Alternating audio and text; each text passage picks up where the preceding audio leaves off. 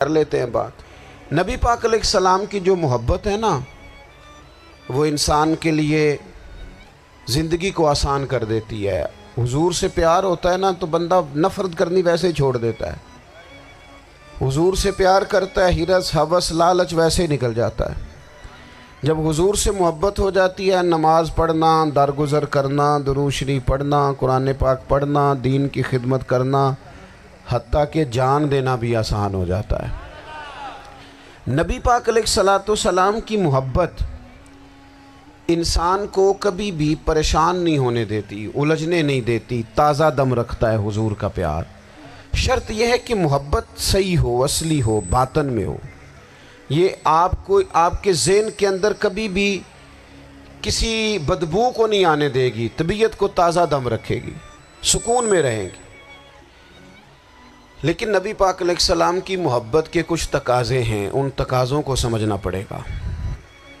بالخصوص امت اس وقت جس جگہ پہ کھڑی ہے،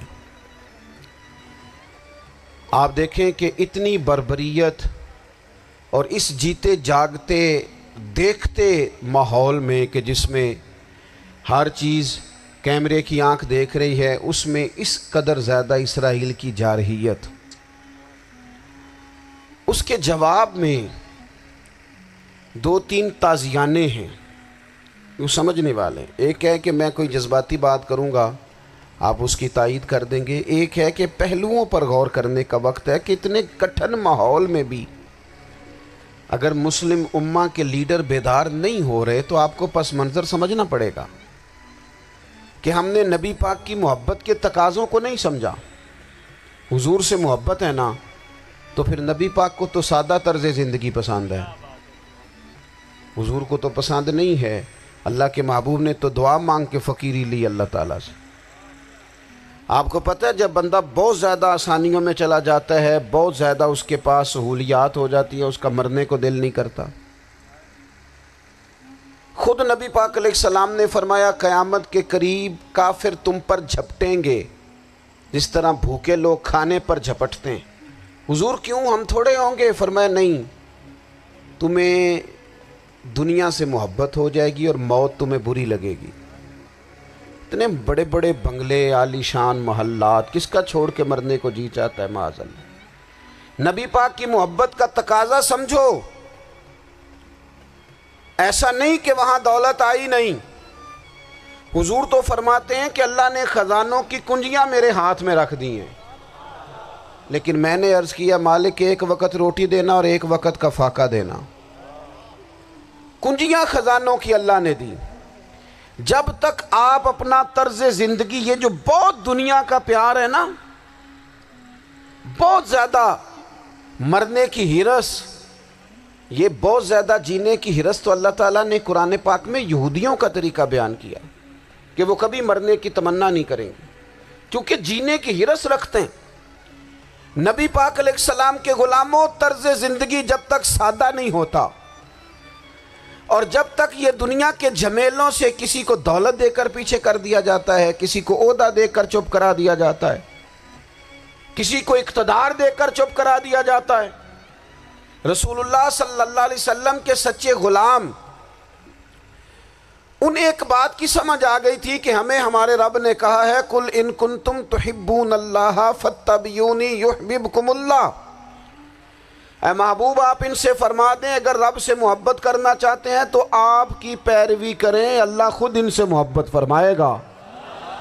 جب رب بھی ان کا ہو جائے گا، جب رب بھی ان کا کی محمد سے وفاتوں نے تو ہم، یہ جہاں چیز ہے کیا، یہ لوح و قلم تیرے ہیں، اس کا کیا مطلب ہوا؟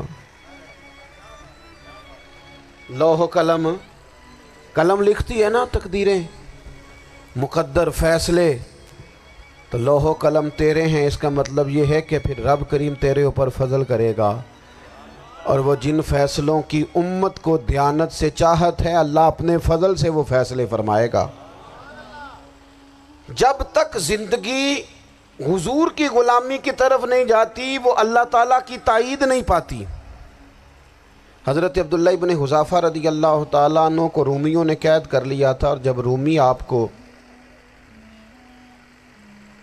قید کر رہے تھے، پکڑ رہے تھے، جنگ میں کچھ موڑ ایسا آ گیا کہ بظاہر مسلمانوں کے قدم پیچھے ہٹ رہے تھے، تو 1000 آدمی نے، 100 آدمی نے مل کے آپ کے گرد گھیرا ڈالا اور بڑی مشکل سے آپ کو گرفتار کیا۔ جب بادشاہ کے سامنے لے گئے نا،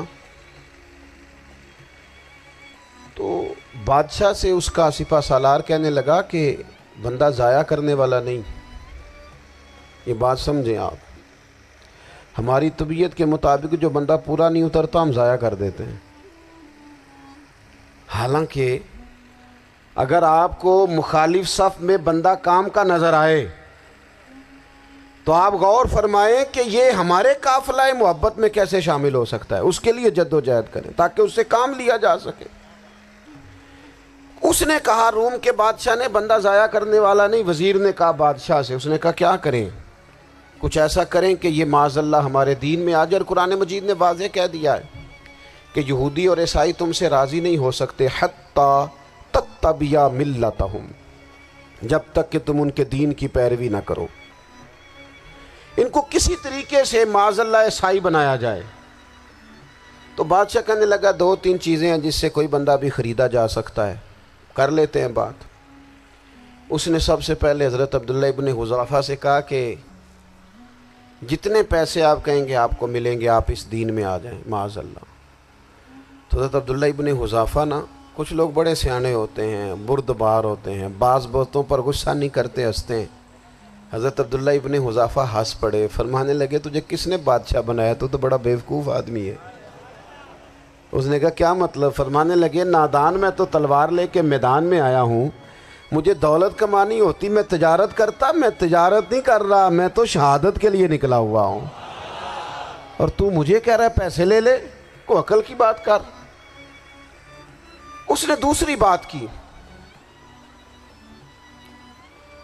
اس نے کہا کہ میں بادشاہ ہوں، میرے نیچے جتنے بھی عہدے ہیں، وزیر، مشیر، وزیر خزانہ، جو آپ عہدہ کہیں گے آپ کو دے دیا جائے گا، آپ اس طرف آ جائیں۔ تو حضرت عبداللہ ابن حذافہ کہنے لگے پھر کہتا ہوں تو بڑا نادان ہے۔ فرمانے لگے میں حضور کا صحابی ہوں، اور صحابی ہونے سے بڑا عہدہ دنیا میں ہے ہی کوئی نہیں۔ صحابہ وہ صحابہ جن کی ہر صبح عید ہوتی تھی، خدا کا قرب حاصل تھا، نبی کی دید ہوتی تھی۔ کہا تو مجھے لالچ دے رہا ہے۔ اب انہوں نے ایک نئی چال چلی۔ وزیر کہنے لگا کہ میں ایک اور طرح سے معاذ اللہ کوشش کرتا ہوں پگھلا دینے کی۔ آپ اندر کمرے میں قید تھے تو وہاں ایک خاتون کو بنا سنوار کر بھیج دیا گیا۔ دوستو یاد رکھنا، تگڑا اور مضبوط جوان پتہ کون ہوتا ہے؟ جس کی نظریں پوری طرح اس کے کنٹرول میں ہوں۔ یہ علامت جوانی ہے۔ جس آدمی کا پوری طرح، 2 لوگ دنیا میں کبھی کوئی کارنامہ سر انجام نہیں دے سکتے، ایک جو حرام کھاتا ہو، ایک جس کی نظر ناپاک ہو۔ محمد بن قاسم جب یہاں آئے تھے نا، تو ایک دن بڑے پریشان تھے، تو ایک بزرگ کہنے لگے آپ کیوں پریشان ہیں؟ کہنے لگے راجہ دہر سے مقابلہ ہے، اور ہماری فوج تو سندھ کے رستے بھی نہیں جانتی، زبان بھی نہیں جانتی، لڑیں گے کیسے؟ 2-4 دن کے بعد ان بزرگوں کی دوبارہ محمد بن قاسم سے ملاقات ہوئی تو بڑے خوش تھے۔ کہا اب آپ کیوں خوش ہیں؟ کہنے لگے وہ میرا مقابلہ نہیں کر سکتا، میں نے تحقیق کر لی ہے۔ کہا کیوں؟ کہنے لگے نظر کا گندہ ہے، اور جو نظر کے گندے ہوتے ہیں وہ میدانوں میں ٹھہرا نہیں کرتے۔ میدان کے لیے نکلنے کے لیے پاک جوانی کی ضرورت ہوتی، تطہیر مزاج ہونا ضروری ہوتا ہے، پاکیزہ افکار اور سچی اور سچی ستھری سوچوں کا ہونا ضروری ہوتا ہے۔ اس لیے فرمایا کہ میرا مقابلہ نہیں کر سکتا۔ حضرت عبداللہ ابن حذافہ کمرے میں تھے، تو وزیر کی بیٹی اندر سجی سنوری پہنچ گئی۔ جیسے ہی آپ نے اس کفر کی چال کو دیکھا تو تیمم کر کے نفل شروع کیے۔ وہ ساری رات بیٹھی رہی، رب کا بندہ ساری رات عبادت کرتا رہا۔ عبادت بڑا سہارا ہے، مصلی بڑا سہارا ہے اللہ کے بندوں۔ صبح دروازہ کھولا، وزیر نے اپنی بچی سے پوچھنا چاہتا تھا رزلٹ کیا نکلا، تو وہ کہنے لگی پیچھے ہٹ جا، اب تیرا میرا تعلق کوئی نہیں، میں نے نبی پاک کا کلمہ پڑھ لیا۔ اس نے کہا میں نے بھی زمانہ دیکھا ہے، پر یہ کیا لوگ ہیں، کستوری کے بنے ہوئے، سندل سے دھلے ہوئے، کہ میں ساری رات کمرے میں رہی اور 100 اور 1000 آدمی جس جوان کا مقابلہ نہ کر سکے، اتنا طاقتور جوان کمرے میں رہا اور اس نے نظر اٹھا کے نہ دیکھا، او کچا رنگے للاری والا جڑا چڑھدا تے لیندا رہندا ہے، اے عشق تیرے دا رنگ محمد چڑھیا پھر نہیں لیندا۔ سبحان اللہ۔ میں کہا ایک دفعہ نظر اٹھا کے نہیں دیکھا، کمال ہو گئی، اتنے بڑے لوگ، اتنی بڑی سعادت مندی، فیروز بختی، معاملہ فہمی، حد ہو گئی۔ اللہ اکبر۔ دوستو، بادشاہ جب پوری طرح ہار گیا نا، اس نے کہا مار دو، تیل گرم کیا ایک کڑاہی میں، اور جب آپ کو اس میں ڈالنے لگے تو آپ کی آنکھوں میں آنسو آ گئے۔ بادشاہ کا خیال ہوا شاید نرم ہو گئے ہیں، کہنے لگا روئے کیوں؟ فرمانے لگے سوچتا ہوں جان ہی ایک ہے، کتنا مزہ ہے اس کی راہ میں جان دینے کا، کتنی لذت ہے اس کے نام پر مرنے میں، کتنا لطف ہے۔ جے تو چڑھیا اتے دار بھی نہیں تے جے تو وکیا عشق بازار بھی نہیں، تے ایڈا سستا سودا پیار بھی نہیں، تے ایڈا سستا لبدا یار بھی نہیں۔ کئی جنگل گانے پیندے نہیں، کئی دوزخ لنگنے پیندے نہیں، جے وہ اس ملوں بھی مل جاوے ایدوں سستا ہور بپار بھی نہیں۔ تے کچھ سمجھ نہ آوے لوکانوں وہ کادے نال شہید کرے، ڈٹھی یار دے ہاتھ تلوار بھی نہیں، پر او دا خالی جاندہ وار بھی نہیں۔ کہنے لگے ایک جان ہے نا، تو دل کرتا ہے ہزاروں ہوتی تو ایک ایک کر کے محبوب کے نام پہ قربان کرتا، جب میرے پاس ہے ہی ایک، کروں کیا؟ حضرت عبداللہ ابن حذافہ رضی اللہ تعالیٰ عنہ جب روئے اور بادشاہ نے یہ بات سنی تو بادشاہ اٹھ کے کھڑا ہو گیا، سارے وزیروں مشیروں کو کہنے لگا تم نے کہا تھا نا بندہ ضائع کرنے والا نہیں، یہ بھی ضائع کرنے والا نہیں۔ کہنے لگا میرا ماتھا چومو، تم جیسے لوگوں کو قتل نہیں کرنا چاہیے، آزاد کرنا چاہیے۔ عزیز، اپنی زندگی سے نا یہ بہت زیادہ ہرس، ہوس، طمع، اور یہ کسی بات کی بھی ہو، ہرس صرف پیسوں کی نہیں ہوتی ہے، شہرت کی بھی ہوتی ہے، یہ بیماری انسان کو اقتدار کی بھی ہوتی ہے، تعریف کی بھی بیماری ہوتی ہے، یہ سارے نقص ہوتے ہیں لوگوں کو، اور معاذ اللہ بعض جبوں کبوں کے اندر بھی ہوتے ہیں، وہاں بھی پنپتے ہیں۔ اپنی زندگی جب تک اس سادگی میں نہیں لاؤ گے جو رسول پاک نے عطا فرمائی ہے، جب لوگ آسانیوں میں پوری طرح الجھ گئے تو پھر وہ دور ہوئے اور کفر چڑھ گیا۔ دوسری بات، اللہ کے محبوب صلی اللہ تعالیٰ علیہ وسلم کی محبت ہم سے تقاضا کرتی ہے کہ ہم اس مشن کے لیے کام کریں جس مشن کے لیے رسول پاک نے کام فرمایا ہے۔ ہم سارے کام بڑی مضبوطی سے، سوچ سمجھ کے، تدبر سے، حکمت سے، تقاضوں کو مد نظر رکھتے ہوئے کرتے ہیں سارے کام۔ دین کے کام میں ہمارا مزاج نہیں ہوتا، او ہو جائے گا جی، آپ بسم اللہ پڑھیں جی، شروع کریں جی۔ آپ تقاضوں کو سمجھیں، چیزوں کو دبائیں نہیں، چیزوں پر غور کریں۔ کسی کے ذہن کی سطح پر سوال ابھرتا ہے، اس کا تسلی بخش جواب دیں۔ اپنی زندگی میں دین کے کام کے لیے اپنے آپ کو وقف کریں، اور دین کے کام کے بہت سارے پہلو ہیں۔ ہزاروں لوگوں کو قرآن پاک ٹھیک پڑھنا نہیں آتا، ہزارہا لوگ ہیں جو قرآن مجید کے مطالب سے آگاہ نہیں ہیں، دین کی بنیادی ضروریات سے لوگ نابلد ہیں۔ میں آپ کو کس طرح یہ بات سمجھاؤں کہ ہزاروں کی تعداد میں طلاقیں اس لیے ہوتی ہیں کہ مردوں کو طلاق کے مسئلے نہیں آتے، انہیں پتہ نہیں ہے کہ مجھے حقوق زوجین کے معاملے میں کیسے چلنا ہے۔ ڈھیر سارے گھروں میں تباہی اس لیے ہے کہ تربیت اولاد کا دینی منہج ہمیں نہیں پتہ۔ اپنا حصہ ملائیں دین کے کام میں۔ ایک آدمی کو اگر تو نمازی کرنے میں کامیاب ہو گیا، تیری زندگی بدل گئی۔ وہ دین بیزار لوگ جو ہمارے بیچ بیٹھ کے ہماری نوجوان نسل کو پگڑی اور داڑھی کا نام لے کے بنیادی طور پر دین سے دور کرتے ہیں، ایسے نوجوانوں کو دین کا پیغام محبت دے کر دین کے قریب کرنا ہماری ڈیوٹیوں کا حصہ ہے۔ ہمیں ذمہ داری کا احساس کرنا پڑے گا، ہمیں یہ خاص قدم اٹھانا پڑے گا، توجہ دینی پڑے گی۔ مساجد، مدارس، میں آپ سے عرض کروں اتنی ڈٹ کے مخالفت ہوتی ہے نا مدرسوں کی، اتنی ڈٹ کے۔ میں ادارہ چلاتا ہوں، اس کے چلانے میں جو مشکلات ہیں وہ تو ہم بتا نہیں سکتے آپ کو، اس لیے کہ میری قوم، میرا اس قوم سے تعلق ہے جو نعت خواں امیر کرنا چاہتی ہے، مدرسے نہیں۔ ہاں نقیب خطیب پیدا کرنا چاہتی ہے، شعر و شاعری کی زندگی کو پروان چڑھانا چاہتی ہے۔ فقط ہمارا ان لوگوں سے تعلق ہے جو لاکھوں کروڑوں روپیہ محافل پہ لگائیں گے، اور قاری صاحب بیچارے اگر مسجد کا کوئی ہونے والا کام کسی وقت بتا دیں گے تو وہ بڑی مشکل آ جائے گی ان کے لیے۔ یہ کیسے ہو سکتا ہے، آپ نے یہ ڈیوٹی بتا دی؟ مدارس اور جتنا اہم رول دین کو پھیلانے میں مدارس اسلامیہ کا ہے، اتنی زبردست۔ لوگوں کا خیال ہوتا ہے میری طرح کے لوگ شاید کام کرتے ہیں، ڈیوٹی کرتے ہیں۔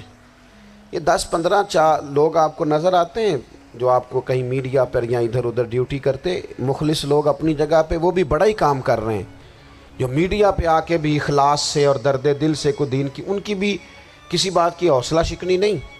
لیکن ہزارہا اساتذہ جو مدارس میں بیٹھ کے پڑھاتے ہیں، جنہوں نے وہ سارے لوگ تیار، آپ سمجھ نہیں سکتے کتنا بڑا کام۔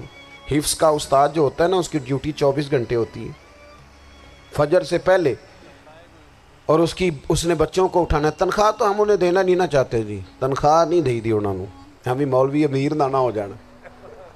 مولوی نو تے سوٹ بھی 27ویں والی رات دے ہے تاکہ کدھر سوان کے عید والے دن پا نہ لوے، چونکہ 27ویں تو بعد تے درزی پھڑتا ہی کوئی نہیں، کیوں حضرت؟ ایسے ہی ہے نا، اس وقت تو نہیں نہ لیتا۔ تو ہم چاہتے ہیں مولوی ہماری مرضی کے ہماری طرح کا سوٹ نہ پہن لے۔ مدارس کی مضبوطی آپ یہ دیکھ لیں، یہ صلاح الدین ایوبی کا تعلق بھلا کس چیز سے تھا؟ غوث اعظم کے مدرسے سے۔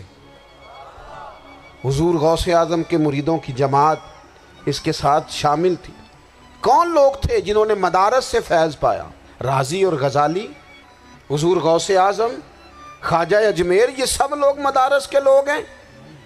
کمزوریاں ہیں، غلطیاں ہیں، بہت ساری چیزوں کی اصلاح کی ضرورت ہے، لیکن یہ دین کا بہت بڑا قلعہ ہوتا ہے مدرسہ، لیکن اس کی مخالفت کی جاتی ہے۔ مجھے بتائیے، اگر مدرسوں میں کمزوریاں ہیں تو کالجوں یونیورسٹیوں میں نہیں ہیں؟ ہم نے کبھی مخالفت کی ہے بند کر دو سارے؟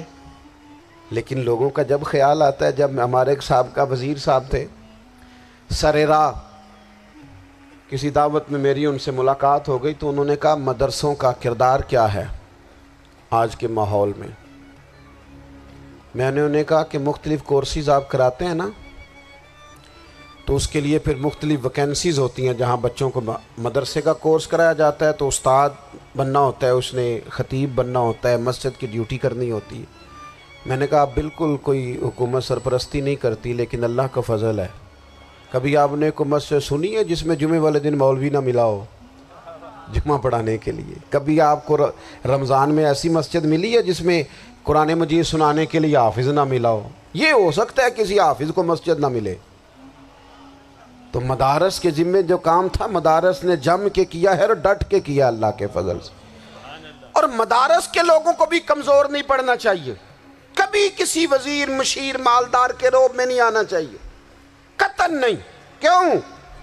کہ یہ وہ عظیم لوگ ہیں رسول اللہ صلی اللہ علیہ وسلم کے دین کے غلام، کہ ابھی ایک لفظ نہیں پڑھا ہوتا الف با تا سا، پہلے دن گھر سے نکلتے ہیں تو حضور فرماتے ہیں اللہ کے فرشتے ان کے پیروں کے نیچے پر بچھا بھی دیتے ہیں، پہلے دن اتنا بڑا اعزاز ملتا ہے۔ تو حضور کی محبت کا تقاضا ہے، دین کا کوئی کام کیا جائے۔ ایک خاتون مسجد نبوی شریف میں جھاڑو دیتی تھی، پر کوئی کام تو کرتی تھی نا۔ اور کس مسجد میں؟ جہاں 70,000 فرشتے صبح آتے ہیں، 70 شام آتے ہیں، اس مسجد میں وہ خاتون جھاڑو دیتی تھی۔ بخاری ہے، جب ان کا انتقال ہو گیا، صحابہ نے سوچا کہ حضور کو تکلیف ہوگی، بغیر بتائے جنازہ پڑھ دیا۔ حضور صبح تشریف لائے، تازی قبر دیکھی، اور محبوب وہ ہیں جو فرش پہ کھڑے ہو کے عرش کی خبریں دیتے ہیں۔ نبی پاک علیہ الصلوۃ والسلام نے فرمایا کہ مجھے اطلاع کیوں نہیں دی اس کے انتقال کی؟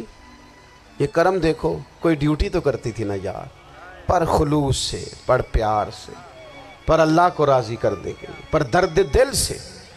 اور دین کی ڈیوٹیاں کرنے والے دوستو سنو، حضور صبح آئے، قبر کو دیکھ کر فرمایا مجھے کیوں نہیں بتایا؟ یا رسول اللہ آپ کو تکلیف دینا مناسب نہ جانا؟ تو قبر پہ کھڑے ہو کے حضور نے فرمایا صف بناؤ، میں دوبارہ جنازہ پڑھاؤں گا۔ صف بناؤ، میں دوبارہ جنازہ پڑھاؤں گا۔ کوئی ڈیوٹی تو۔ تیسرا تقاضا حضور کی محبت کا، سمجھو میں بس بڑی جلدی بات سمیٹنے لگا ہوں۔ حضور کی امت سے پیار کرو، یہ نبی پاک کی محبت کا تقاضا ہے۔ حضور اس بندے سے بڑے راضی ہوتے ہیں جو حضور کی امت سے پیار کرتا ہے۔ آپ کو پتہ ہے حضرت جبریل امین علیہ السلام نے معراج کی رات حضور علیہ السلام سے عرض کی تھی کہ اللہ کی بارگاہ میں عرض کیجئے گا میری بھی ڈیوٹی لگ جائے آپ کی امت کے ساتھ محبت کرنے پر۔ تو یہ کیوں کہا تھا انہوں نے؟ علماء نے لکھا اس لیے کہا تھا کہ حضرت جبریل بھی جانتے ہیں کہ حضور کی امت سے محبت کی بات کی جائے نا تو نبی پاک راضی ہوتے ہیں۔ امت سے پیار کرو گے نا، امت سے، ایک صرف بات کا خیال رکھنا، عقیدہ برا ہو تو بات دوسری ہے، ورنہ میرے محبوب کی امت کا ایک ایک شخص جو مدینے والے کا کلمہ پڑھتا ہے، جو حضور کا غلام ہے، اس کے بارے میں اپنے دل میں گنجائش رکھنا، پیار رکھنا، وارفتگی رکھنا۔ اور دوستو یہاں لوگ کس کس طرح گروہوں کو، جماعتوں کو سپورٹ کرتے ہیں۔ نبی پاک نے اس امت کی کثرت پر فخر بیان کیا اور حضور فرمانے لگے 120 صفیں جنتیوں کی ہوں گی، قیامت میں 80 صفیں صرف میری امت کی ہوں گی۔ میں کثرت امت پر فخر کروں گا۔ ان لوگوں سے پیار کرنا ہے، ان کے دکھ درد کو سمجھنا ہے۔ پتہ ہے آج کیا ہوتا ہے؟ آج ہمیں نا مختلف چھوٹے چھوٹے ملکوں میں بانٹ دیا گیا،